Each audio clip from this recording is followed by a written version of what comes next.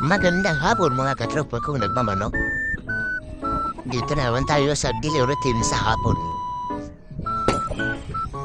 Itapon na din yung tubig na nakalagay natin sa bantay tanghali at patuyuin natin yung mga pot.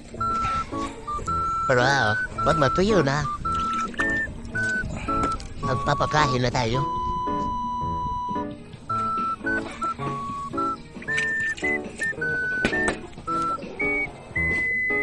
Ganyan lang, ulit-ulit lang yan bandang hapon.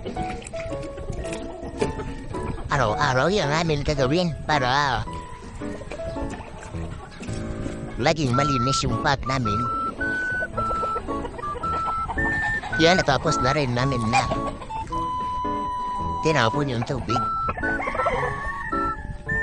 Maya-maya na naman yun, pagpapakain na kami. Yan, tuyo na yung mga pot. Yan, agresibo masyado Kaya ka lang, papakainin din kita. Okay, kain-kain. Kain tayo ng mga bunok.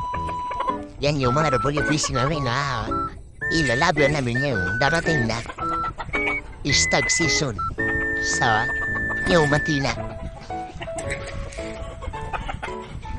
By next week siguro start na namin yung papakainin ng conditioning. Yan yung mga bully.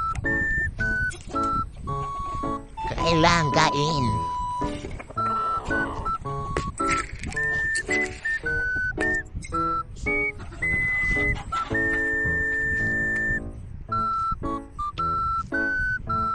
Yan, Richard yan. Pilay. Hindi pa yan, man. At ito naman yung personal na kukunin namin broodstag. Tapos na kumain yung mga manok natin, magpapainom na naman tayo ng tubig. Tubig sa hapon.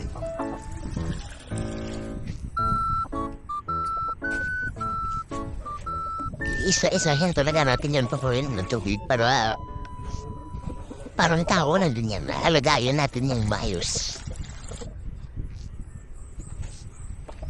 Para may balik din sa atin yung mga panalo. Di ba?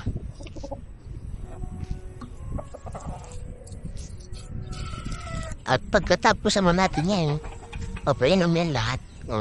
Siguro mga 30 minutes. At yun na naman yan, itapon yung mga tubig. Yan na palagay sa paaro.